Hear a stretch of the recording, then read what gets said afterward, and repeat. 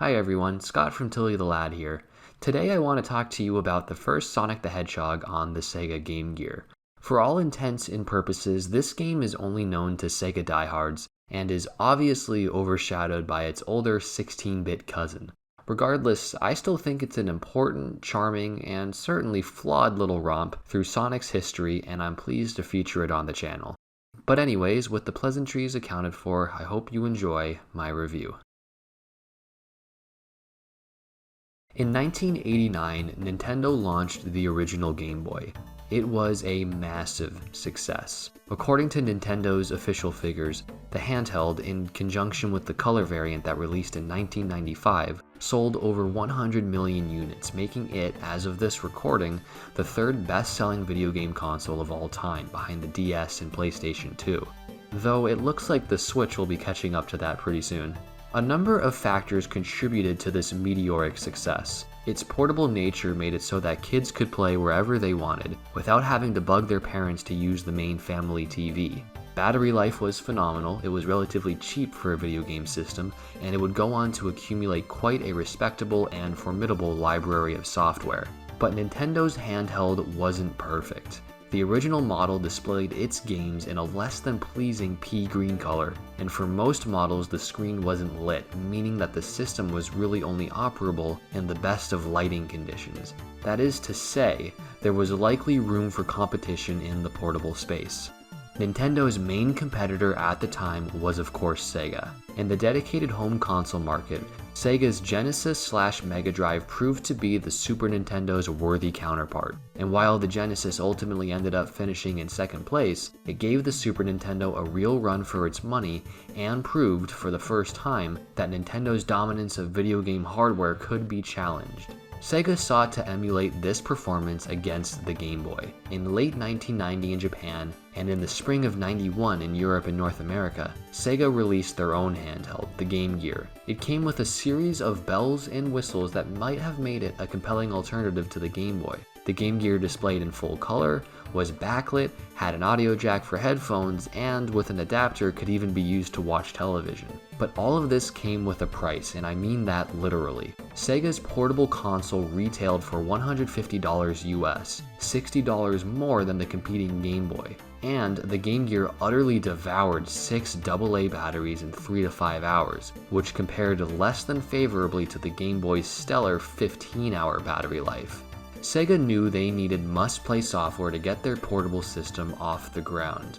Lucky for them, they wouldn't have to look too far for ideas. In June 1991, Sonic the Hedgehog made his debut on the Genesis and became an instant success. The company understood they had something of a hit on their hands and immediately set in motion plans to bring the blue blur over to the Game Gear. Yuzo Koshiro, the composer for The Revenge of Shinobi, which we've covered on the channel before, was asked to helm the project. He formed his own studio and development of 8-bit Sonic 1 began. At the outset, the team decided against porting or demaking the Genesis version of the original Sonic to the handheld. Instead, their rendition of the Hedgehog's first adventure would be unique to the Game Gear, while of course taking inspiration from and giving nods to the original source material. Also early on in the project's life, a decision was made to bring the game to the Master System, the Genesis's 8-bit predecessor that competed directly against the NES. The Master System made very little impact on the Japanese and North American markets,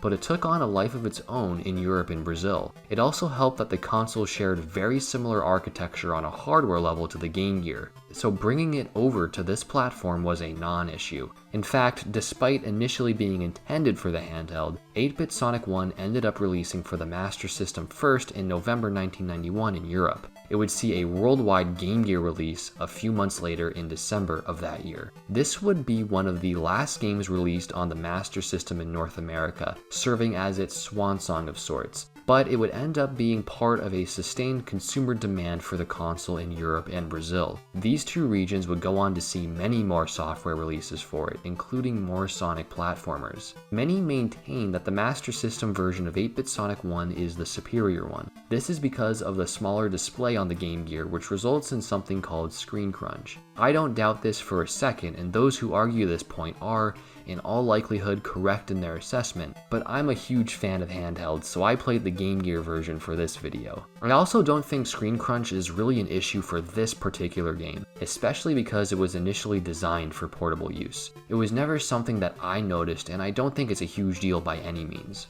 As you might expect, the game's plot is essentially non-existent. It's really as simple as Stop Robotnik, but obviously there doesn't need to be much of a story here anyways. In terms of presentation, the game wears its colors proudly. Zones have simple background art, but are still effective in maintaining distinct identities. In his efforts to defeat Robotnik, Sonic ultimately speeds through rolling hills, a lush jungle, an underwater labyrinth, an industrial hellscape, and a floating fortress. The stages themselves are vibrant and compact with a surprising amount of detail given the limited specs of the hardware in question. You'll be able to see clouds, mountaintops, and waterfalls in the background. It's fairly pleasant to look at, especially on a small handheld screen like the 3DS and presumably Game Gear. One small gripe is that the game sometimes had trouble playing multiple competing sounds at once and often had to prioritize one over the other. It was jarring to see Sonic run through rings but not get the iconic audio feedback for doing so. Only 3 zones appear from the Genesis original: Green Hill, Labyrinth, and Scrap Brain. The soundtrack, except for the Green Hill theme, is completely unique to this game. It's really easy on the ears and has a good deal of range. For example, Bridge Zone's theme is calming, peaceful, and nostalgic, whereas Scrap Brains evokes feelings of intensity and desperation, signaling to the player that they are approaching game's end. What Yuzo Koshiro managed to get out of the Game Gear's simple and by today's standards very primitive sound capabilities is truly astonishing. The Sonic franchise has, over time, crafted a legacy of stellar soundtracks. Sonic 1 Game Gear is absolutely part of that legacy, and I was happy to see that it got an albeit brief nod during the series' 30th anniversary symphony. The game runs well enough, however, frame rate drops are occasional. They happen more often than I'd prefer, but outside of one instance in the game's final stage, it's nothing that hindered my performance in any meaningful way or otherwise caused a cheap death. 8-bit Sonic 1 features various game design elements that deviate from its older, bigger cousin. Due to hardware limitations, this Sonic game acts more like a traditional platformer. To be sure, there are still speedy bits, but these sequences are far more scripted. You won't be using the grace of the in-game physics system to naturally rocket off jumps or build and maintain a rewarding sense of momentum. It's different and probably not something you'd expect from someone whose nickname is the Blue Blur. It might be off-putting, but it's not necessarily a bad thing. Special stages merely act as a way to obtain more lives and continues and boost up the end-of-game player score. They can be accessed by holding on to 50 rings throughout an entire act. Chaos Emeralds are present, but they are found in hidden nooks and crannies in individual levels. This obviously further incentivizes exploration by rewarding you not just with extra lives and shields, but also the series' magic MacGuffins. Some of them are hidden in really clever areas too. It's extremely rewarding to catch a hidden path that is just off screen in the corner of your eye and find a Chaos Emerald at the end of that search. Just as on the Genesis though, there's no real tangible reward for collecting them all. Each zone features 2 acts followed by a boss stage that sometimes include very brief platforming segments. This is a welcome change of pace from the Genesis version, which had 3 full acts. While not terrible by any means, zones in the Genesis game could begin to overstay their welcome by the onset of the 3rd act, especially in the more traditional platform-centric stages like Marble and Labyrinth. Every single boss in the 8-bit rendition must be defeated with 0 health. While this does mean that one hit equals your demise, it also means that the boss encounters themselves are simplified, but not to an egregious degree. Shields also carry over if you finish Act 2 with the shield equipped, so at least you have an opportunity to obtain a one-hit buffer. Rings still act as health, but there's no chance to collect lost ones once you've been hit. This goes against the forgiving health system that the mainline Genesis titles pioneered. In those games, you were given ample opportunity to recover a number of lost rings. It was very beginner friendly because so long as you could hold on to just one, you could absorb any impact without serious punishment. Apparently, the Game Gear's internals couldn't handle multiple flashing sprites on the display, and this is why players couldn't chase down any lost rings. However, Sonic Chaos, a fellow Master System and Game Gear platformer that released a few years later, developed a workaround to this hardware limitation. It gave players a chance to collect a single ring after taking damage. Having said all of that, it does seem like Koshiro's iteration of the Blue Blur's first outing was designed with the inability to recover health in mind. The game was never excruciatingly difficult or punishing in an unfair way. The development team also deserves the benefit of the doubt regarding Sonic Chaos's workaround. That title released much later and with the added advantage of hindsight. Individual levels in 8-bit Sonic 1 can be quite quirky, but that helps give the game a distinct identity. Bridge Zone features a side-scrolling stage. There is a vertical platformer in Jungle Zone, and the second act of Scrap Brain is a puzzle where you have to push a series of buttons in the correct sequence in order to proceed to the end of the game. Thankfully, it was not obtuse in the slightest and was quite rewarding to solve.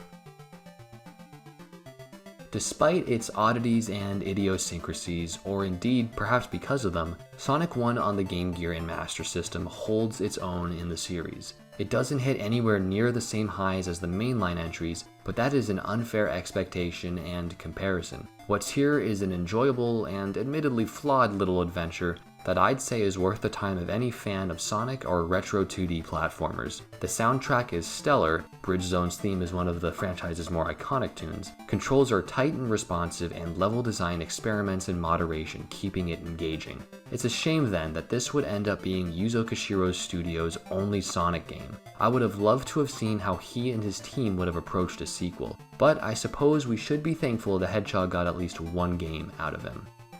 This has been Scott from Tilly the Lad. Thanks everyone for watching, and until next time, take care.